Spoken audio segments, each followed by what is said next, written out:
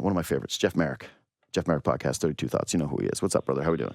How should I feel about the Jays? Because right now, not good. Yeah. Hey, guess what? You didn't. I don't think you did a lot of prep. It's a weird spot. Whether it's like any sport, when you have an off season like that, the start becomes so crucial. Yeah. Like when you look at, like, I'll just bring it into sort of, my territory here with hockey, and you'll focus on the Maple Leafs. Had a lot of different faces.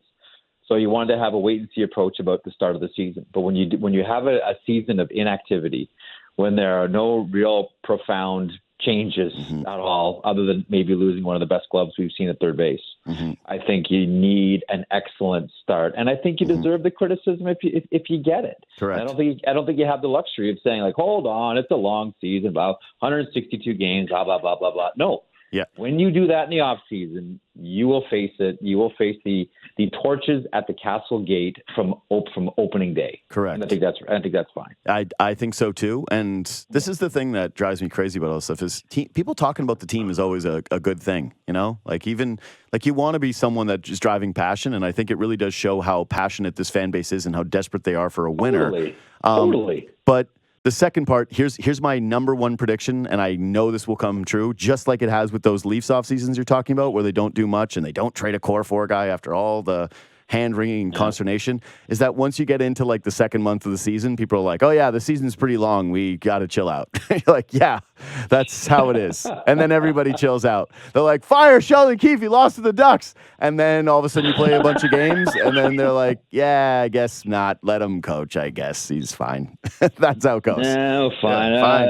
I guess True Living's got to keep that bullet in his chamber. Okay, yeah, fine. Exactly. Well, move along. Exactly. But I love the moments of frustration and boiling over. I think that's honestly, that's one of the fun things about being a sports fan. And this is the thing I try to tell people is, it kind of is supposed to be a little therapeutic. You're supposed to get out some of the rage and angst and anger in sports. It's not always supposed to be just all celebratory.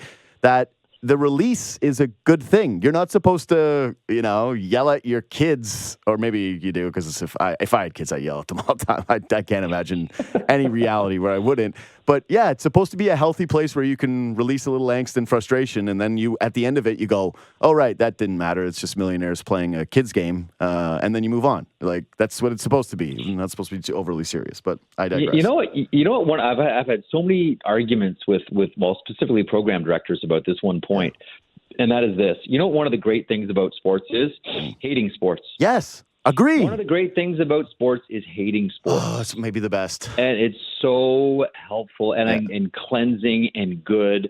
Like I've always I'll sort of draw this analogy. Yeah. I don't think that fans not showing up is as bad as one other thing, and that is buying a ticket and then not showing up. That's when you're in trouble. That's when you're really in trouble. That's where everyone's really checked out. If they're not buying tickets to begin with, okay, you can still get them.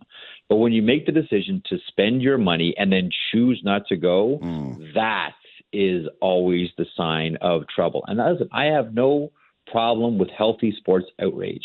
I think it's good. I think it's cleansing. I think it's therapeutic. I mean, I think it's part of the roller coaster of an entire season. It's just that, for the Blue Jays purposes, they're getting it early, and they should have expected it. If they didn't come out of the gate hot, they have to know this is coming. And the worst thing you can do to a Blue Jays fan right now is say, it's a long season. Yeah. That's kind of akin of saying to someone when you're having an argument, I know. You need to relax. calm down. You need to relax. Yeah. No, I don't. Oh, good. I am so invested. Yeah. There will be no relaxing. Yeah. No, that horrible advice, the commonplace advice, you need to relax, is the worst. That's as bad as it gets. Right? Yeah, that is as bad as it gets. To me, it's okay. I've always had this thing about hockey where I'm going, I like skill, and I like skill training, and I like a lot of the wow plays that we have in the league now. But I've thought that hockey can never survive as a skill league alone. It has to be skill mixed with physicality, right? That's what makes the game beautiful. That's what makes it wonderful and special. And it's the same way with sports fandom is there's a lot of people right now that are kind of pushing this idea of be positive, be positive, be positive. I'm like, that's not what it really is to be a sports fan. It is a little bit more negative because guess what? You lose more championships than you win. Everybody, even you could be a Boston sports fan that's at all the championships, right? We look at them and we're like, oh, if we could only be them. They haven't won more than they've lost. right? Like they still lose more seasons than they win.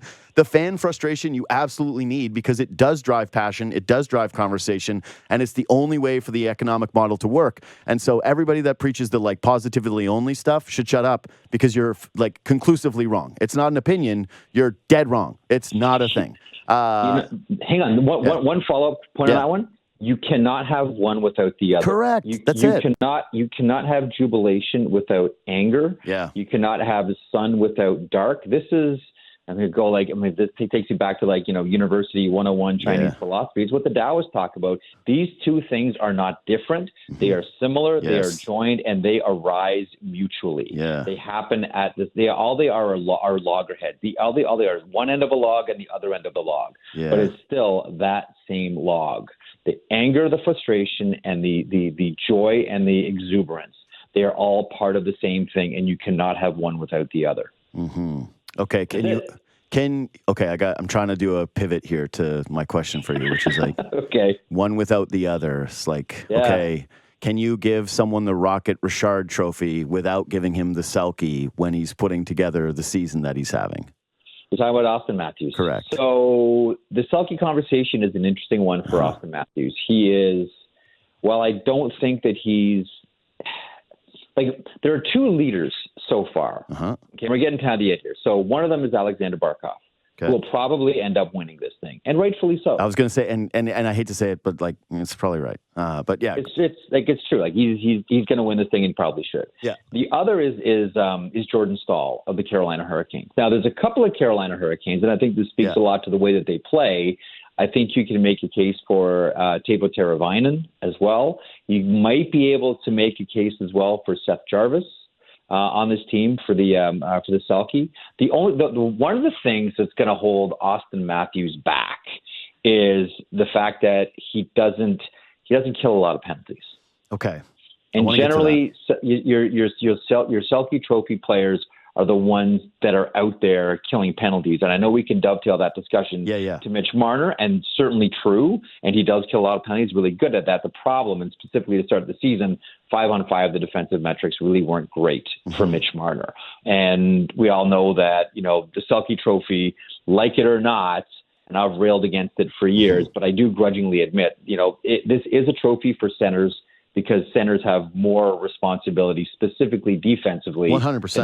than wingers do. I've always groused about how Marian Hossa should have had a Selke along the way. Mark Stone should have a Selke by now, but Matthews does play the right position. Defensively, he's a whole lot better than he's ever been.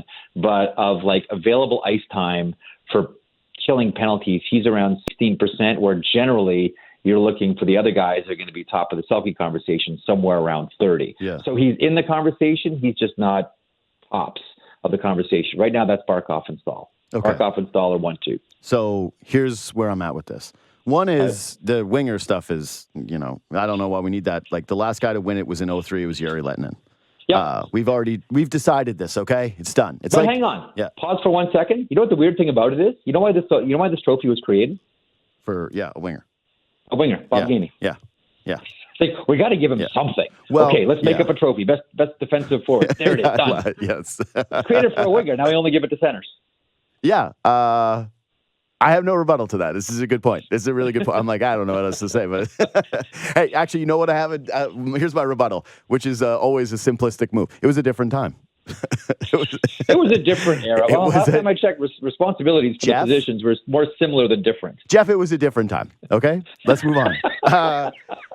This is my thing.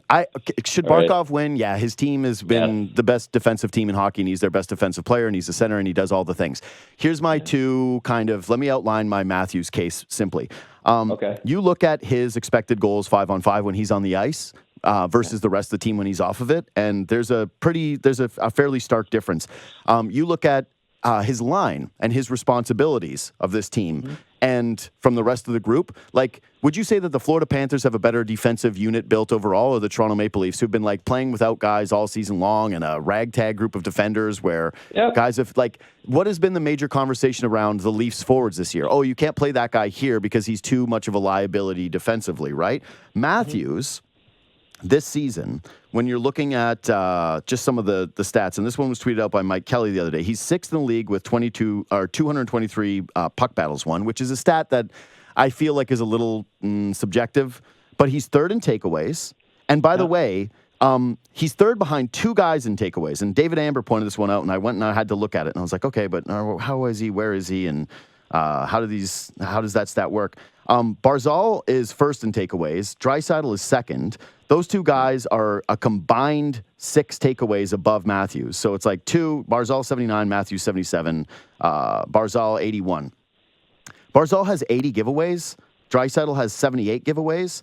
Matthews has 52 giveaways. And this has all been playing in more minutes.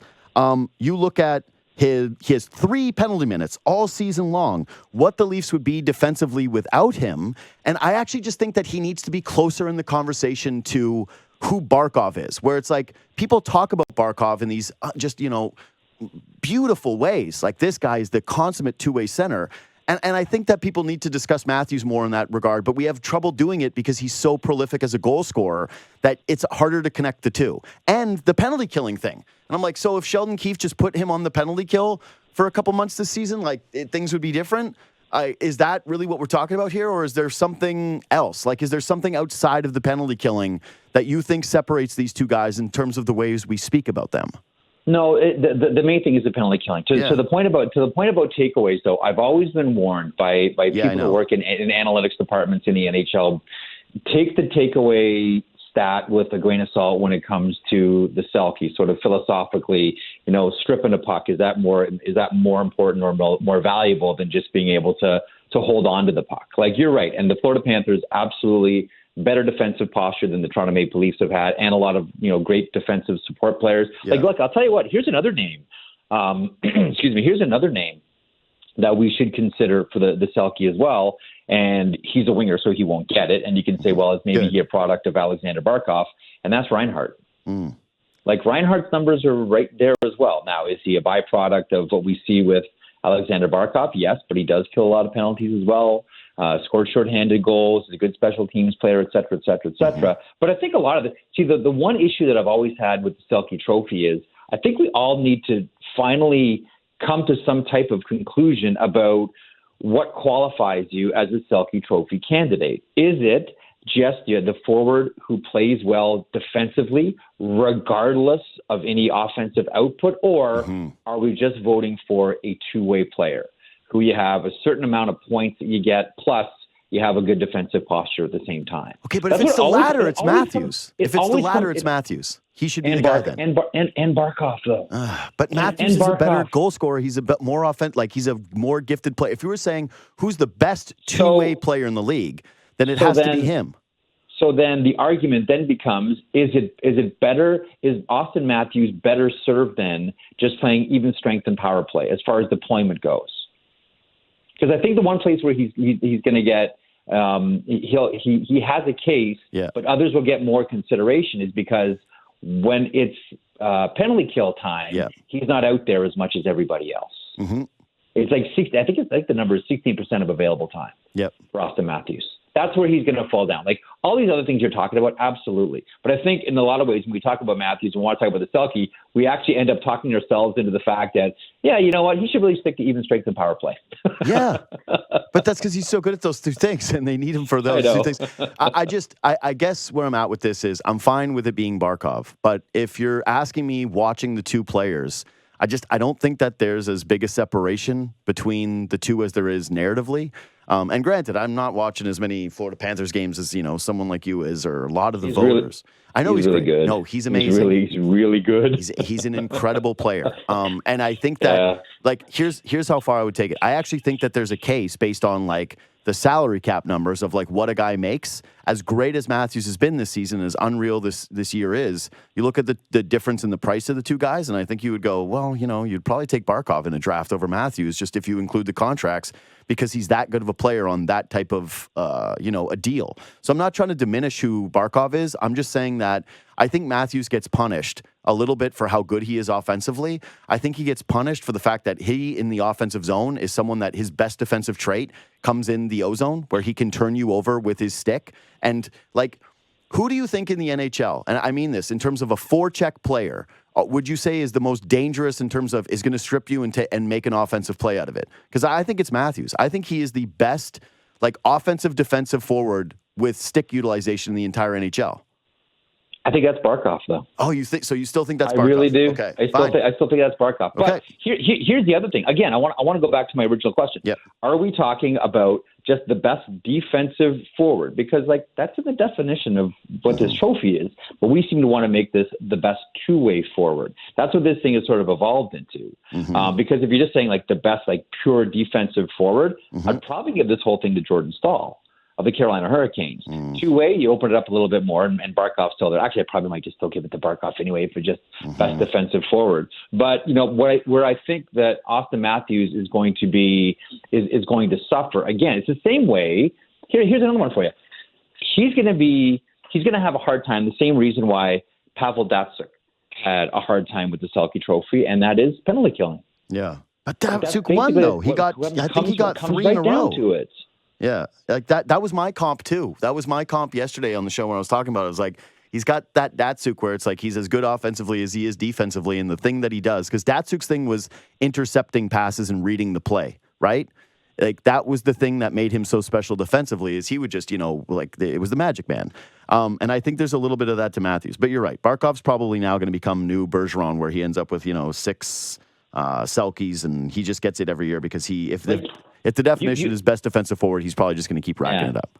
You can do it. Datsyuk won Selke trophies. That's and that's fine. I'm just saying, if you want to look at sort of the pure voting of this thing, and I think the one area where Matthews is going to suffer is the PK, because other players spend more time out there than he does. But listen, I mean, we're really splitting hairs here. I think the underlying theme of all this is Auston Matthews is evolving into a much better two-way player than we've ever seen. And I think we're past the point of, you know what, you can't put him out there on the penalty kill. He's an even strength and a power play guy. I think we're well past that discussion. Just like we saw what happened with Mitch Marner. And that's why, you talk about, what are your expectations when you don't move anything, don't move the core forward at all, you're going to get criticized, et cetera, et cetera. These players are still, you always look at any type of athlete in 2 states, right? The athletes exist in either a state of potentiality or actuality. And just when you think okay, so we've seen the best of Auston Matthews, he's now actualized as who he's going to become, and that's it, this is top of the mountain. All of a sudden, now there's this. And you say to yourself, you know what? Maybe Auston Matthews is still in the potentiality phase of his career, because now we're seeing this side of Auston Matthews, which is, quite frankly, stunning. Yeah. Absolutely stunning. I think he's now entering what are going to be the peak 3 seasons of his career, where we're like, holy crap, he put it all together. It's just going to be health. But this will be the interesting one to me, is whether or not people diminish the defensive stuff because they say he's in Toronto and he doesn't kill penalties, or if it becomes a conversation more so of, you know what, he actually is a down ballot Selke guy, which now changes the perception so that he's actually eligible for the award in other seasons. And if you're Sheldon Keefe, maybe you do have to. They don't care about individual awards, but if they did, maybe it's oh, you know what, put him on the PK. By the way, Selke is an interesting trophy, because it's almost like you have to spend it's almost like you have to earn your way into the lineup, rookie. Yeah. Whether it was Nico Hischier or it took Alexander Barkov or Sean Couturier a lot of years to be part of the conversation. But once you're part of the conversation, it used to be it's going to Patrice Bergeron, and all we're doing is arguing about who's going to be the runner-up. Yeah. Now with Bergeron gone, all of a sudden the field is wide open, and all those players, and you can throw Anthony Cirelli in Tampa in this conversation, Andrei Kopitar as well in Los Angeles. All of a sudden the field is open, and that's sort of where we're at right now. You have to spend a little bit of time just being part of the conversation before you sort of get royal assent and you become a law. Yeah, I think it is weirdly a trophy that I don't care the most about. I'd rather have a guy win the Hart or the Rocket Richard, but it's it's kind of the prestigious one, It's you should like this. You should like this one because it's kind of the hipster one, It's the players one. It's the one where it's the players look go that guy plays. You look at all the players that have won this thing. Taves, Bergeron, Datsyuk, Brindamore, Barkov, O'Reilly, Kopitar. That's a sexy list of guys. That's everyone's unbelievably respected list, right? That is game knows game. That is okay, if the players voted for this, who would get it? That's them. These are their guys, the Ryan O'Reillys and the Pavel Datsyks of the world, and the Alexander Barkovs. Absolutely. Yo, you got to go. I sent you multiple topics, one of which we are going to do one day, hopefully soon. But I sent you, I think, 4 topics. We did one. So we good. did one. Yeah, I said this would happen. We tend to suck up a lot of the oxygen in the room, JD. It's not exactly a secret. I know. Thanks for making time, buddy. You be good, pal. Take care.